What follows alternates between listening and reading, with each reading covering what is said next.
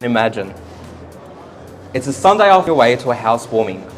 One of your friends has recently built their first home. You've picked up a present, you've maybe even baked a cake, and you're on your way on the road. You pull up to the driveway, and the first impression of that house is amazing. You see your friend eagerly awaiting at the front door, jumping up and down with joy, waiting to see you. You jump out of your car, you give him a big hug, and you walk through the house. As you walk through, your excitement grows for your friend, and so does your pride. Wow, you think to yourself, what has my friend achieved? The great Australian dream. You think to yourself as you take a quick moment, this could be me one day. Good afternoon, everyone. My name is Wafai, and I'm the National PDX Sales Manager for Porter Davis Homes. Today, I'm going to go through the key things about breaking the barriers of buying a new home. What I'm not going to do today is try to sell you anything. Today is purely educational. So if you do have any questions post today's seminar, please feel free to hang back, come see us at our stand, and we're more than happy to go through that with you.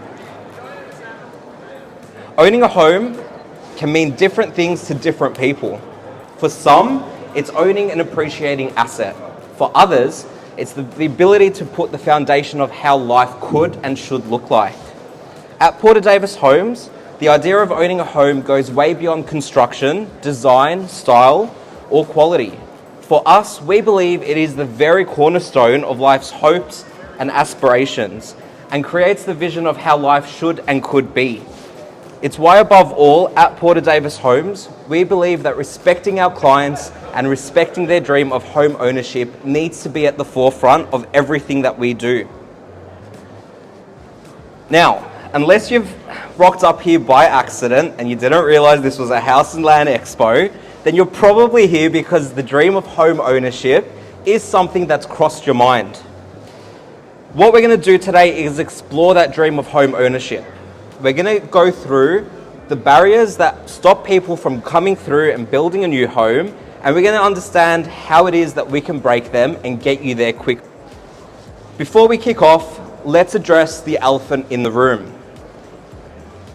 Now, you've probably watched some news.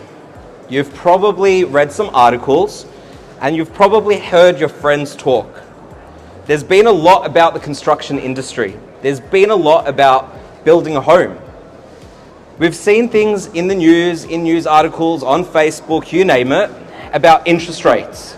We've seen interest rates continue to rise. We've seen information and news articles about the cost of construction rising. We've seen things like the material and supply demands are stopping people from being able to finish their builds. All pretty scary stuff. We've seen labour shortages, and we've also seen various construction companies in the highlight. We've seen people talk about not being able to fulfill builds. We've seen people talk about not being able to honour their pricing. Now, for the hard truths. For the most part, it is true. Interest rates are absolutely rising and have been doing so over the last couple of months. To put that into perspective for you, someone that was able to borrow last year and able to borrow this year potentially sees upwards of about $93,000 worth of borrowing capacity decrease. It's a big number, right? We've also seen some supply and demand issues. There's lots of people out in the market still wanting to buy. And through that, we've seen people actually move forward. Builders go ahead and go, right, we're keen to build. However, the materials and the labor are just not there. We've seen land costs increase. Land is an appreciating asset. That's a good thing. People that have purchased land 12 months ago will see land naturally increase in its value. And so does the buying cycle. If you bought land 12 months ago versus buying land today, you are going to see that you would have had some savings. And then builders. You've seen in the news have not been able to continue to operate profitably. Truth of the matter is, it is true. At Porter Davis, we're not afraid of having these hard conversations with you. In fact, we actually think it's an absolute necessity. We believe that building a home is a long-term partnership. which is why above and beyond everything, we believe that being upfront and honest with our customers is absolutely key to the success of your journey. Now, let's do a quick survey. Who here is looking at buying or building a house and finds the whole process a little bit confusing? Just raise your hands. Yep, cool. What about if you're looking at buying or building and you've already done some research and you're feeling a little bit overwhelmed? Just a raise of hands. Yep. Amazing. The key thing here, if you look around, is you're not alone. We've recently conducted a survey at Porter Davis with a group of first home buyers, people that are looking at getting into the market. And the two key themes that have come out of that research are people are feeling overwhelmed by the process and people are still feeling confused. And in reality, it is. It's a hard process and it is confusing. Back to that cake. Stick with me for a second. I'm not here to sell you any baking goods, but I do want to talk to you about a cake. That cake that you are baking for your friend's housewarming. If I asked you to bake a cake for the very first time, never having done so before, would you feel confident? The answer is probably no. What if I gave you a recipe and some ingredients to follow? Would baking that cake become easier? What if, as a professional baker, I sat there and helped you bake that cake with the list of instructions and ingredients? Would you feel more comfortable and confident? The answer is yes. That is exactly the point that I'm trying to make today. You need to surround yourself with a group of experts that know what they're doing. They can help you make the whole process of buying a house much simpler and help you overcome any objections or obstacles that might come past as you go through that process. What I recommend is that you build yourself a toolkit of experts. What does that look like and what belongs in this toolkit? The first thing is going to be someone who specializes in finance, right? We're going to come back and we're going to address each of these individually. But someone who specializes in finance. You're going to want someone who specializes in housing, knows what they're doing. And you're going to want someone who specializes in land. Let's talk finance. Starting off with finance, it's absolutely important that as one of the very first steps that you undertake, you understand your financial position. By that, what I mean is we often see a lot of people enter the market not really understanding how much it is that they can borrow, not really understand the finance aspect of buying or building actually works. Now that can be a dangerous thing for you because it's just going to mean that you're not going to be narrow and deep of what you can actually look for, and it's going to create some confusion that's unnecessary along the way. What you want to do is absolutely speak to a professional in this space. Now, I'm not a finance professional, so please don't come and speak to me about finance, but I can absolutely help guide you in the right path. We often get asked, what is the best avenue when we do speak to professionals? Is it a bank or is it a mortgage broker? Now, there's some key things that I want you to think about here. Both options are absolutely great, right? However, when you're speaking to a bank, they can only show you the options that are applicable to that specific bank. They can only show you the types of loans and interest rates that that one bank can provide. When you're speaking to a mortgage broker, they will simply have access to more lenders, which means they can compare one bank to another, to another, to another, and come and present options that are the best fit for you. Hot tip, if you are looking at building a house, so construction finance does vary, and not every bank and broker works in construction finance. So if you are looking at building, do speak to someone who does specialize in construction finance. Borrowing capacity. This is a big one. This is ultimately going to mean how much can I borrow? So when you're looking at buying a house, how much can I borrow needs to be a key question that you ask yourself. You're going to go through what's known as the serviceability. And this is ultimately just a check to see, based on your income and your expenses, how much you spend on your Uber Eats, on your Afterpay, on all of that kind of stuff, can you actually afford the repayments based on how much you want? When we talk about savings, this is a big one, and we always often get asked, how much savings do I need to actually get into the market? The answer is pretty simple. You can get into the market for as little as 5%. There are government schemes available that really do help with this. So when you're looking at purchasing a home, and we're going to use a $600,000 house as an example here, you could get in for as little as $24,000. That is taking into account the first home buyer's grant and also the first home guarantee.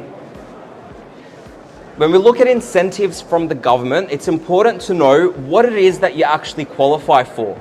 As a first home buyer, the government has many initiatives in place to help you get to your first home sooner. The first one is your first home owner's grant. Now, we're probably all familiar with this. It's a $10,000 grant if you're buying a home in Victoria, and $20,000 if you're buying in regional Victoria. The next one is stamp duty exemptions. If you're a first home buyer, it's important to understand that you are eligible for stamp duty exemptions. If you're purchasing a home or land that is under $600,000, you don't need to pay any stamp duty. If you're purchasing anything between $600 to $750, there is actually a reduction that you pay. The next one is a really great one, which is the first home guarantee. Now, traditionally, there's this thing in finance called lender's mortgage insurance. Has anyone heard about lender's mortgage insurance before? Heard the term LMI? It's pretty much a sum that you pay on your actual loan. It's like a little insurance amount that you pay on your loan, which could add up to thousands of dollars through the track.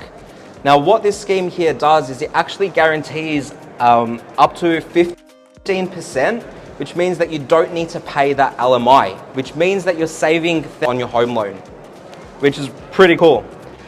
The next couple you've got here, I'm not going to go into these into too much detail, but you can absolutely find us at our stand after today and we can go through these with you. But we've got the First Home Buyers Fund, and we've also got the Family Home Guarantee Scheme. These are just a few schemes in play that will help you go through and get to your first home sooner. So where to from here? You've spoken to a bank or a broker. You've got an idea of whether or not you can get into the market. And if you can't get into the market, that's okay. You've got some type of savings plan in place. You understand where your goal needs to be and how to get there. But if you can get into the market, you've got a couple of different options. Your options are pretty simple. You can either purchase an established property, so something in the suburbs. You can buy off the plan, or you can build brand new, okay?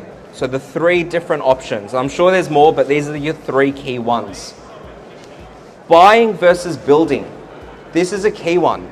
What is the difference and why would you do one as opposed to the other? Well, when you're buying an established house, there's going to be some pros and cons to it. You're obviously buying a house that someone else has potentially lived in. A house that you haven't had the opportunity to customize. A house that you don't know realistically how old it is, and you don't know what is actually lying behind those plaster walls. Does it have issues? Does it not? It really can vary. The pros of it are you're buying it exactly as you see it. You're not having to wait extensive amounts of time to move in. You've got, generally speaking, a bigger backyard if you're buying in established areas, and there's a whole heap of other benefits there. When you're building, there's also some pros and cons to it. When you're looking at building a house, you can actually look at customizing elements of that house specific to your lifestyle and specifically to your family. It's generally going to be a brand new house, which means that you are going to get a builder's warranty. You don't need to wait and worry about, is there problems with this house that I don't know about? Is there hidden fees down the track? You're going to be able to make it your own and put your own stamp on it. Now, the cons of it, ultimately, sometimes you will have to wait. Sometimes you'll have to wait up to 6, 12, 18 months to get into your new house. And there's more on this a little bit later. So if you have decided to build, this is where it starts to get interesting. If you started to build, you need to really align yourself with a specialist, someone who works in construction. That is generally going to be a builder, like Porter Davis Homes, someone that can guide you through the way. You first want to select a house. You want to select a house that works for you. There are key things that I want you to think about when you're selecting a house for your toolkit. You want to ask yourself, what is the purpose of this home, right? Is this house my forever house? Is this house only to get me into the market? Is this house going to become eventually an investment house? You want to think about things like, what is important to me in this house? Do you work from home? Therefore, do you need a study? Do you like to bake a lot or entertain a lot and therefore need a bigger kitchen? Do you have children and therefore need bedrooms? Do you have the plans of building a family and therefore need more bedrooms? Do you work from home, all that kind of stuff? Think about future-proofing your home. Now, if this is a home that you intend on living in short-term and selling later, it's important that you also future-proof your home. Make smart decisions that will be applicable to people later on. So if you decide that you don't need the 4 bedrooms and you want to knock 3 of them out to make one big living area, think about resale value. Is that going to appeal to majority of people in the future? Simple answer, it's not, guys. Just going to break that up for you there. When you look at the pricing from builders, including Porter Davis, you need to understand what's included. Most of the time, the price that you see advertised online isn't the full price. Some cases it might be, but for majority of the time, it's not. The price of a house is going to consist of your base price, your facade price, which is how the outside of your house looks like, your estate covenants, site costs, bushfire, if anything is required, and any additional upgrades that you may choose to make. You want to really make sure that you work within your budget. So when you're selecting the perfect home, work within your budget. You've got an idea of how much it is that you can afford. You really want to understand what is important to me. You want to educate yourself on, if I did this today, what does that mean for me tomorrow? So if you're looking at things like upgrading your stone bench tops, they're beautiful to have, and you turn around and you go, but in the future I might have children and therefore need extra bedrooms, you probably want to invest your money in the extra bedrooms, aka a bigger house, than investing the money in something like stone bench tops that can easily be changed later in the future. Once we've got the house element figured out, you've worked out your budget, you've worked out your finances, you've spoken to a finance specialist. You've now worked out your house. You've found the right house. You've spoken to a house specialist. You've got 2 parts of your toolkit established. It's time to talk about land. Land is an amazing thing. In your developing areas, places that sell land are known as land estates. Okay, so land estates. With these ones here, every land estate is going to have different amenities. Some land estates will have shopping centres and schools. Some land estates will have swimming pools and gyms and train stations and public transport and all that kind of stuff. It's important to establish which location is best suited for you.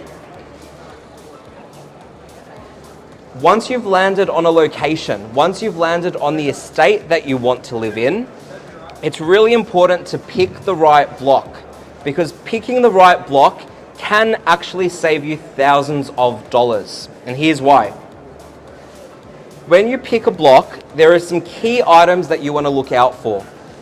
Site costs, estate covenants, corner lots, and body corporate, just to name a few. We're going to explore these in just a sec. Site costs.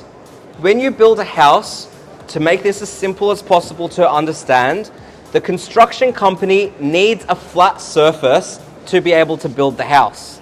All right, does that make sense to everyone so far? Cool. So with that there, site cost is ultimately the cost for the builder to actually prepare that block of land. That might be scraping a bit of that land away to make it a flat surface. It might be removing the rock from underneath the ground to make it feasible. The next one is estate covenants. Where you choose to build, there's going to be a set of rules known as developer guidelines. This is a set of rules that the particular location will say you must follow. For example, they might want a specific type of roof, or a specific type of brick, or a specific type of style. All of these things can actually cost you money. The next one is corner lots. Corner lots are great. I love them. I've actually got a corner lot. However, corner lots can actually cost you money down the track. When you buy a corner lot, most of the time you're going to need to replicate the front of your house on the side of your house, right? So for example, if you've got a certain style of windows at the front, you're probably going to need to have it, again, facing on the side street of your house. This is an extra cost for most part. So just be wary of this. If you're working within a budget, as great as corner lots are, they might not be the best fit for you to save money. The last one is body corporate. So when you buy into an estate, some estates have amenities. Some estates have a local swimming pool. They might have a gym. They might have a golf course. Sometimes in these resident clubs, there is an ongoing body corporate fee that you might need to pay. So double check this, and if those amenities are not going to be important to you, it might be worth looking elsewhere. If that all sounds a little bit difficult, house and land might be the best option for you. So instead of you working out the house and then following through and finding the right block of land in the right estate, you might want to work through a house and land option. What house and land is ultimately the builder will find the best blocks across an available Victoria and put the best houses on there. These are generally a fixed price package, which means the price that you're seeing advertised is the total cost, unless you choose to make any further changes. When we look at talking deposits for this, you've got to understand that with house and land, or purchasing a block of land and then purchasing a house, it will generally tend to be two separate contracts. Okay, so two separate contracts. You're going to have a house contract and a land contract, and you're more than likely going to need a deposit for the house and a deposit for the land. For the house, you're generally looking at 5%, and for the land, it's anywhere between 5 to 10%, so just factor that in. The other one that I want to highlight with you guys is timelines, and this is a critical one. When talking timelines, it's important to understand that there are two types of blocks of land that you can buy. You've got what's known as titled or untitled land. Just a raise of hands, who knows what these terms mean? 1, 2, 3, 4 people? Fantastic. Titled land ultimately means that the land is ready to build on. It means that we can start construction pretty quickly. Untitled land just simply means that that land is currently being developed. It means that that land may not be ready to build on, and you just want to ask the developer how long it's going to take. If you're in a rush to get into your home, untitled land can sometimes be anywhere from 6 months to 12 months, 13 months. Just ask the questions. So how can we help at Porter Davis? The first one is finance. So I talked about the importance of finance. At Porter Davis, we've teamed up with Mortgage Advice Bureau, who is also known as MAB. These guys are phenomenal mortgage brokers who understand construction finance inside and out. They've got the ability to sit down with you for an absolutely obligation-free finance check. They can work out for you how much it is you can borrow. They can do things like credit checks for you. They can go assessment and put you on a savings plan. These are the people we want to be speaking to today. We've got MAB available at our stand after today's session if you do want to have a chat. The next one is PDX. PDX is a range of homes specifically designed at Porter Davis for first home buyers. It tackles affordability at the heart of all things. It embodies design, style and quality and provides 100% fixed price upfront for our clients. It's quick, which means we can get you to contract within 5 weeks. So if you do have titled land and you want to get started as quickly as possible, we can get you to site within 12 weeks, which is phenomenal. The next one is lifestyle. Lifestyle is the ability to go through and allow you to go through slightly variable because you do have more flex. The more flex you have, the more costs may be incurred. The next one is townhomes. At Porter Davis, when we tackle affordability, townhomes may be a really good consideration for you. For first home buyers, downsizers, or even investors, townhomes may be the best option for you. They're a one-part contract, making it nice and simple to understand. You're paying 10% deposit up front and then nothing more to pay until the construction of the townhouse is complete. This means that you can ultimately continue to keep saving money while the house is under construction. House and land at Porter Davis is your other option. We briefly touched on house and land before, and with that there, we talked about the ability to go through to our developers and find land on your behalf.